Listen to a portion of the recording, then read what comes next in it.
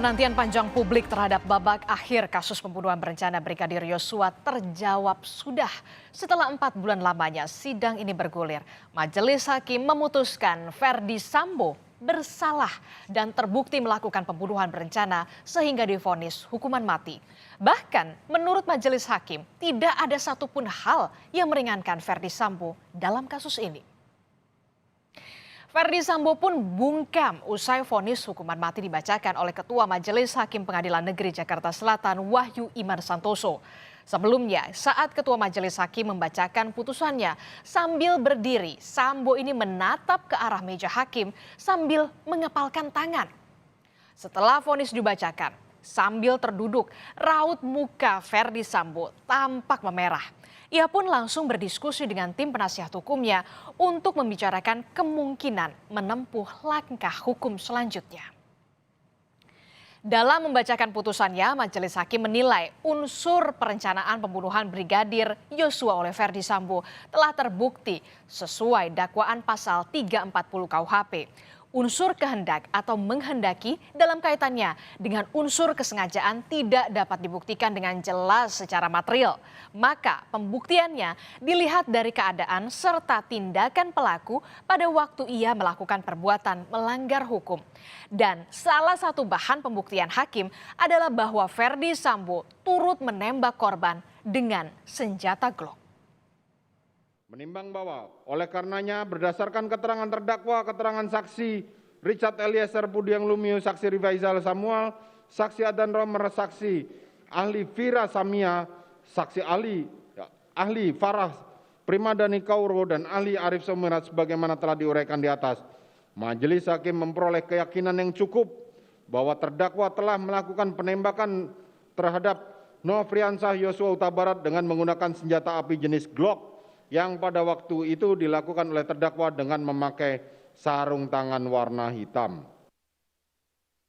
Saudara, ada pun hal lain yang memberatkan hukuman Ferdi Sambo dianggap telah mencoreng institusi Polri dan menjerumuskan puluhan anak buahnya terlibat dalam obstruction of justice atau perintangan penyidikan. Dalam hal ini, Sambo menyeret banyak sekali anggota Polri untuk menghalangi penyidikan dan menutupi kejahatannya. Bahkan banyak dari anggota Polri harus kehilangan pekerjaan karena ulah Ferdi Sambo. Selain Ferdi Sambo, istrinya Putri Chandrawati juga dijatuhi hukuman 20 tahun pidana penjara dalam kasus yang sama dengan sang suami. Tidak ada sepatah kata pun keluar dari bibir Putri Chandrawati usai mendengar vonis 20 tahun penjara. Putri bahkan terlihat beberapa kali menghela nafas saat mendengar Ketua Majelis Hakim Wahyu Iman Santoso membacakan vonis. Putri pun bergeming saat pengunjung sidang di Pengadilan Negeri Jakarta Selatan riuh merespon vonis hakim. Vonis 20 tahun pidana penjara yang diberikan Majelis Hakim kepada Putri Chandrawati didasari beberapa hal. Salah satunya yakni dugaan pelecehan seksual yang dialami Putri Chandrawati tidak terbukti. Majelis Hakim berpendapat pelecehan seksual dan kekerasan seksual biasanya dikaitkan dengan relasi kuasa ketika pelaku memiliki kekuasaan yang lebih daripada korbannya. Relasi kuasa dalam hal ini Putri Chandrawati disebut lebih unggul dibandingkan dengan Brigadir Yosua. Faktanya, menurut terdakwa, setelah mengalami kekerasan seksual serta adanya bantingan 3 kali yang mengakibatkan terdakwa jatuh terduduk, bersandar pada keranjang pakaian kotor, terdakwa melalui saksi Riki Riksal telah memanggil korban Yosua dan ketika bertemu, terdakwa berusaha menenangkan korban Yosua serta mengatakan mengampuni perbuatanmu yang keji dan meminta korban Yosua resign. Perilaku terdakwa yang demikian bertolak belakang dengan korban kekerasan seksual pada umumnya sehingga tidak dapat diterima dan tidaklah logis. Selain itu, hal yang lain memberatkan Putri dalam vonisnya yakni tidak mengakui kesalahannya, namun bersikap sebagai korban.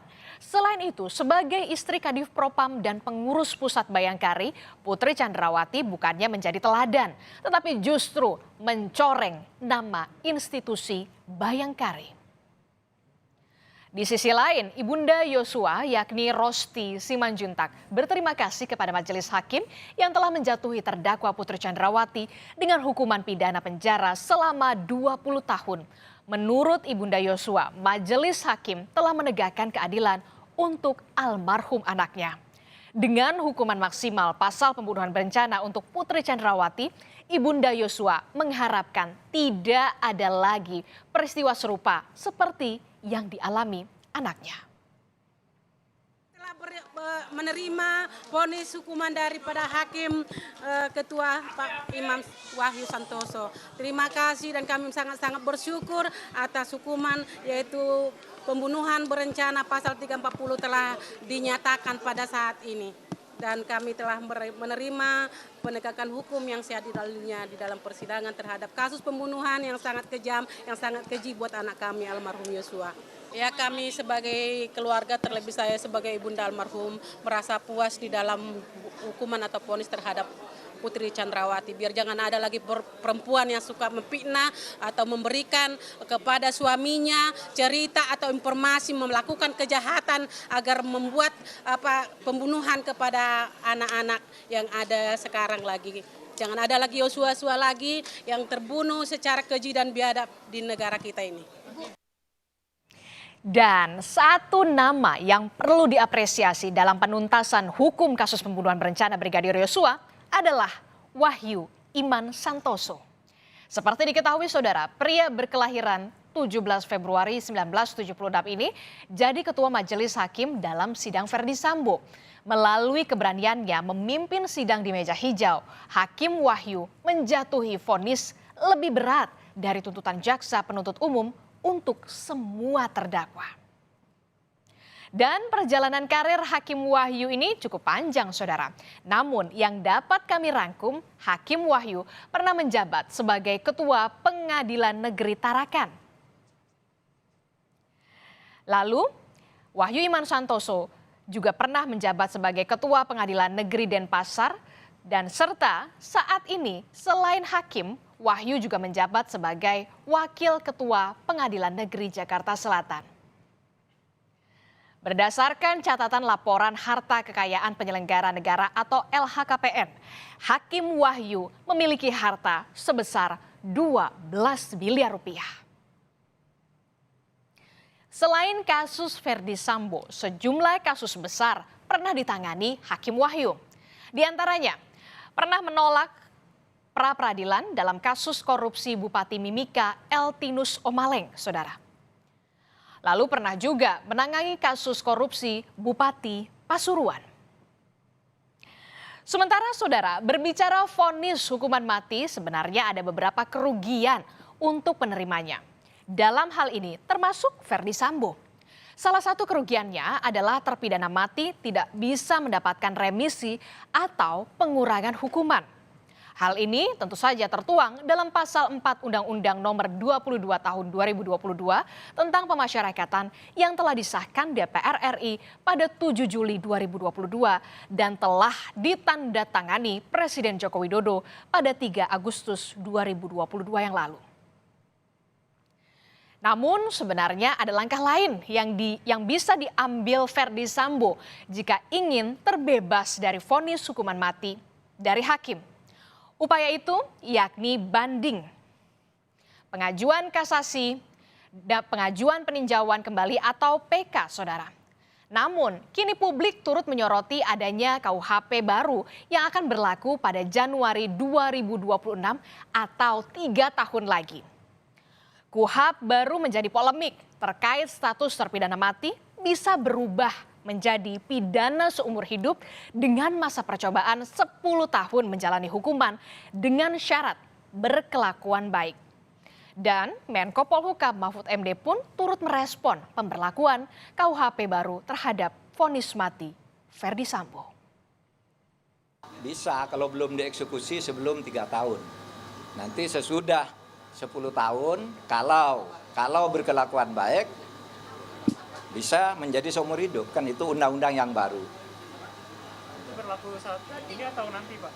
Kalau di dalam undang-undang itu, jika seorang dalam proses hukum lalu terjadi perubahan peraturan perundang-undangan, maka diberlakukan yang lebih ringan kepada terdakwa. Jadi dia mungkin akan menerima, kecuali mau diperdebatkan. Itu terjadi perubahan undang-undang dalam proses hukum. Kalau ini kan tidak proses hukum lagi, besok 3 tahun yang akan datang. Namun terlepas dari polemik hukuman mati bersyarat yang tertera pada KUHP yang baru, kini Majelis Hakim Pengadilan Negeri Jakarta Selatan sudah dengan perkasa menegakkan hukum. Sejauh ini semua terdakwa kasus pembunuhan berencana Brigadir Yosua yang sudah divonis mendapatkan hukuman yang lebih berat dibandingkan dengan tuntutan jaksa. Ferdi Sambo dituntut penjara seumur hidup lalu dijatuhi hukuman mati. Sementara untuk Putri Chandrawati dituntut 8 tahun penjara, dijatuhi hukuman 20 tahun penjara. Sedangkan Kuat Ma'ruf dituntut 8 tahun penjara, lalu dijatuhi hukuman 15 tahun penjara. Serta Ricky Rizal dituntut 8 tahun penjara, kemudian dijatuhi hukuman 13 tahun penjara. Satu lagi terdakwa yang justru mendapatkan simpati dari publik, Richard Eliezer, yang dituntut 12 tahun penjara oleh jaksa. Nasibnya kini ada pada putusan majelis hakim besok hari.